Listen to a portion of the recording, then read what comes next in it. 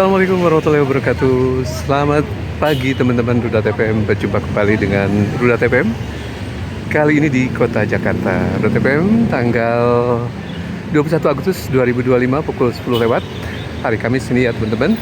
Pasca perayaan HUT ke-80 Republik Indonesia. Hadir kembali di Jakarta. Apa yang terbaru yang ngehit di pekan-pekan ini?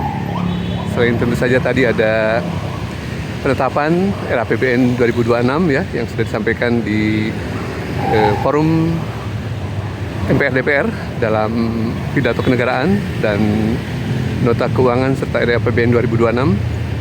Pak Prabowo Subianto sudah menyampaikan ya target ekonomi di 2026 adalah 5,4%. Sementara yang sedang berjalan targetnya 5,2%, tapi sepertinya akan sulit tercapai juga.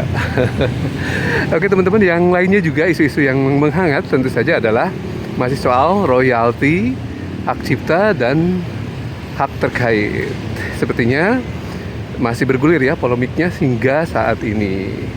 Apa yang terjadi bahwa beberapa respon yang terkait dengan dunia usaha, ada PHRI, Persatuan Hotel dan Restoran Republik Indonesia.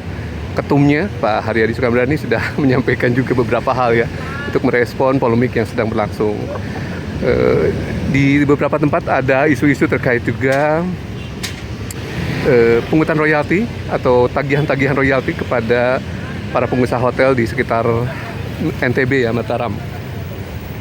Nah, namun PHRI belum memverifikasi hal itu ya.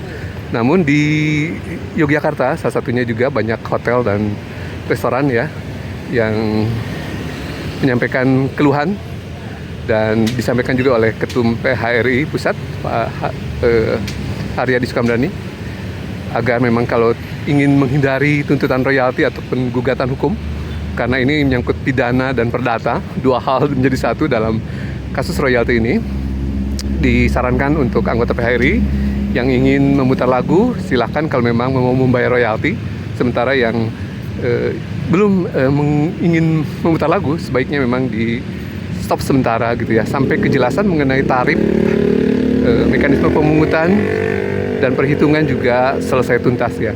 Jadi memang problemnya di pasca kejadian dari gugatan serta tersangka dijadikan tersangkanya ya direktur di salah satu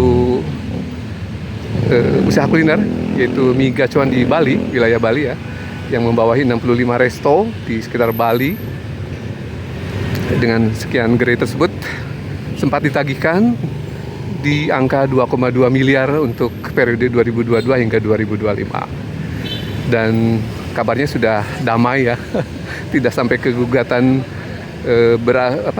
bermuara ke pengadilan ya, tidak dibawa ke pengadilan, tapi diselesaikan melalui mediasi sepertinya ya, salah satunya oleh Kemenkum, Kementerian Hukum ya, Kemenhum, dan dibayar porsinya dari 2,2 miliar sekitar berakhir rame dengan 2,2 juta. Jadi memang yang menjadi permasalahan dan disoroti oleh PHRI adalah bahwa pertama tentu saja soal transparansi ya.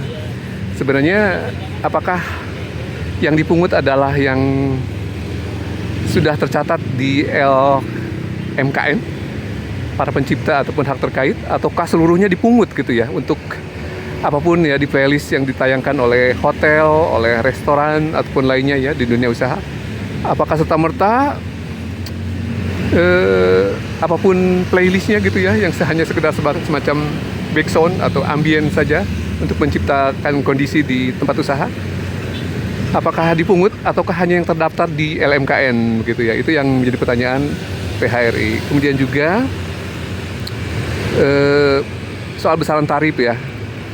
Yang kedua juga sebaiknya memang tidak disamakan gitu ya. Mereka menyarankan tidak disamakan antara musik sebagai menu utama seperti hanya konser ataupun karaoke gitu misalkan ya di dunia usaha, dengan musik di kafe yang sebagai musik latar ataupun pencipta ambien atau suasana di sekitar tempat usaha.